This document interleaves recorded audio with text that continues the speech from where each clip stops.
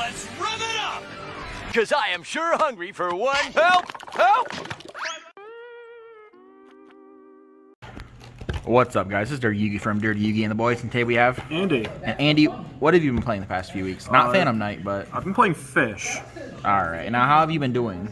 It's 2 locals in a row now that I went 3-1 with the deck. It's been a few tweaks every time that I take the list out, and I think it's been tweaked again for this next locals, so I think I've gotten it to roughly where I want it until Stealth Kraken comes out and makes this deck like actually have a real win condition again, but for the time being, I think it's pretty solid, confident enough to just put it on the channel. So For sure. let's get into All it. right, let's get into this thing. So starting off with the main starter of the deck is 3 Buzzsaw Shark. This is a level 4 that can target any water monster, including itself, to summon a different named fish from your deck. The only restriction is that you can only summon Xyz monsters for the remainder of the turn after it resolves, and then the monster that you summon cannot activate its effects. So It's just a Bahamut. it's a Bahamut Shark enabler, but it also is primarily summoning out Lifeless Leaf Fish, which we'll get to in a second. Yeah. And because this card is so important, we effectively play 7 copies of it, which is 3 Beautiful Princess and a 1-for-1 to get us to the Beautiful. We'll get to the 1-for-1 later. This card's effect is just on summon, normal or special. It can banish itself for cost to summon a level 4 or lower fish from the deck, primarily getting you to Buzzsaw. Yeah. So you just have the same math as like Alistair math or whatever type of math you want to say about starters. It's the same concept. You just want to see Buzzsaw to get the best plays going. And then from there, it's the Lifeless Leaf Fish, which is essentially like an Armageddon Knight on summon, but we're never using that effect because its effects are always negated off of Buzzsaw. Yeah. The important effect is that in the grave, you can banish it to put 3 fish in your grave back to the deck to draw 1. And since this deck plays Ready Fusion to try to summon out rare fish as an extender, this lets us only play 1 rare fish in the extra deck to free up more extra deck space, so we don't have like conflicting issues with like Instant Fusion and Ready Fusion just not having enough extra deck space.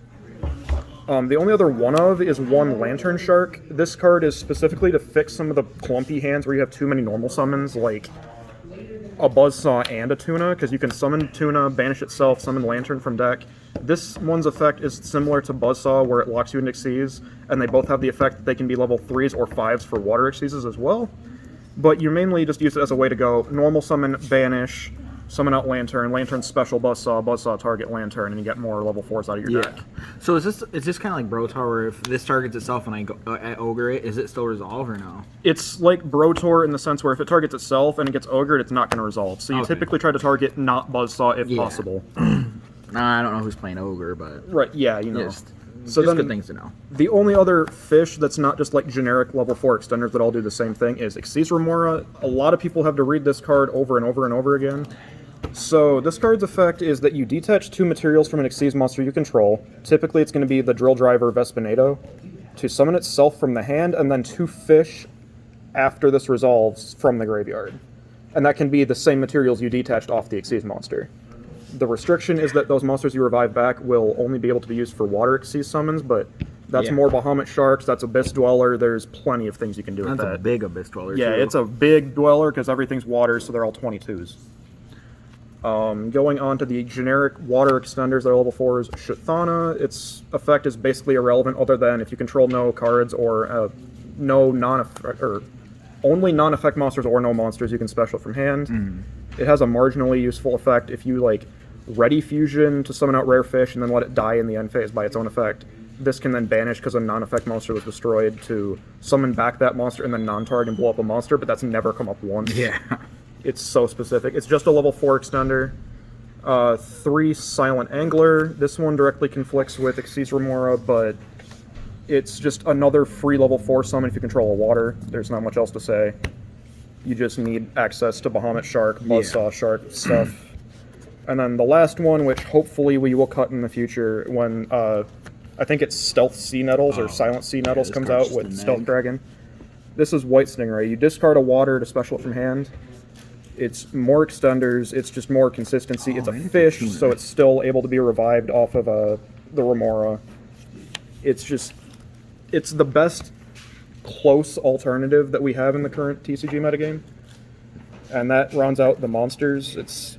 Or the non-hand trap monsters. It's not a whole lot. triple copies of Desires for consistency, because as you saw, pretty much everything's a 3 of outside of like the 1 life list that can kind of brick your normal summons and the Lantern. 2 Ready Fusions and 1 Instant Fusion. You could just play 3 Ready Fusion, it doesn't really matter, but the different name in case you have like very, very specific scenarios like activate, recycle it back with lifeless, and then this is still live. It's a different named card, so you can summon the same 1 Ready or rare fish twice. But it's not going to be overly conflicting necessarily.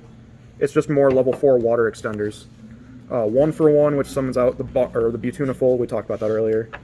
Called by the Grave, because we still play a deck that loses to hand traps, especially this deck that's like, if Buzzsaw doesn't resolve, we're in trouble, so we just need to stop like Veiler or Ash and that type of thing. Triple Cosmic Cyclone, because I'm playing it at locals especially, and in a TCG metagame where Virtual World's still everywhere, Tri-Brigade especially is everywhere, so hitting Revolts, hitting the Chuches, hitting a whole bunch of stuff still matters.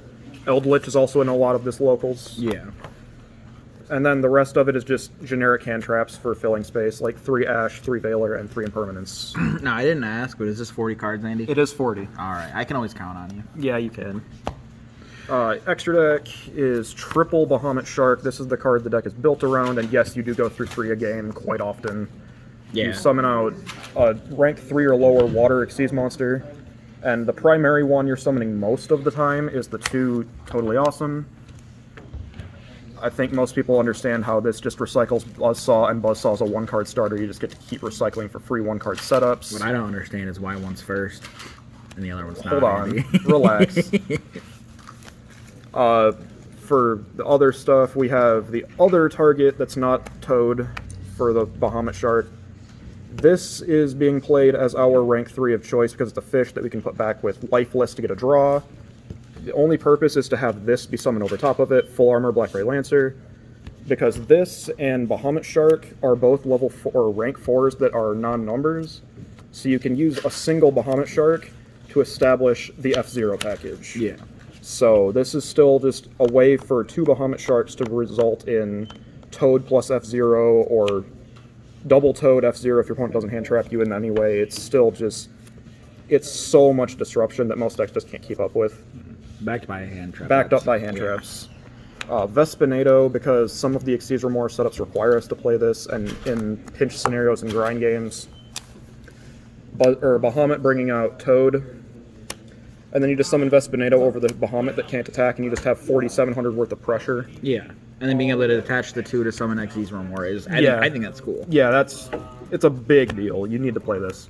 Dweller, because it's a water deck, and Dweller's just really good in the format. Yeah, so. for people who haven't been playing, or who have been playing but haven't been long enough, in Mermail format, you used to play this card, and what it would do is it would make, if there's waters attached, it makes it a 2200 monster, so a bunch of people would forget and then swing in to it, and then their monsters would die, because they're like, why did my monster die? Oh, you must have not read the gain 500 attack rule. Yeah, it's also a non-zero chance that I'll just like summon this and have like an extender plus Buzzsaw target the extender, get the other thing out of the deck.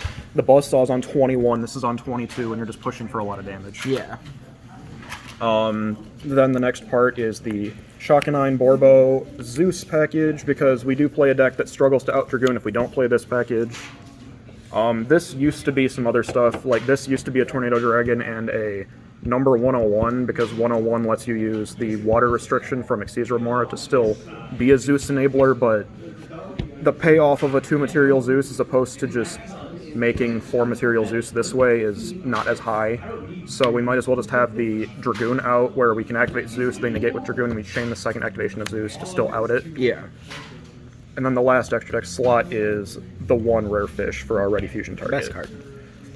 It comes up every game, pretty much, as long as we're drawing the thing that makes it live. And then the side deck has gone through some small changes, but not a whole lot. 3 Lancia, because it's still like Tri-Brigade format, plus Virtual World and all that stuff. 3 Droll for Drytron and Dragon Link. 3 Dark Ruler for all the combo decks, going second. Feather Duster, Reboot, and Order. Still just the Saki broken one-ofs that sometimes you draw them to win the game. And then 3 Judgment, because I needed a good going first card, because most of my side deck is going second cards. Yeah. And this And it's just, generic. yeah, it's It's just the best like generic. it's a way for me to just not have my turn 1 boards of like Toads and F-Zero lose to a Dark Ruler or a Droplet or something. So it was Yeah. just the safest filler spot to end it out. Alright. These used to be Gozen matches, and I just think it was a incorrect call on my part to play those. I agree. I just think Judgment's just a better. Gozen will be better when Stealth Kraken comes out, but we don't have it yet. All right. Any last minute comments? Definitely want to keep revisiting this deck. I don't think I'm going to keep playing it for an insanely long amount of time, but I do think that there is potential here for future. It's really about it. All right. Well, this is Dirty Iggy from Dirty Iggy and the Boys signing out. Thank you.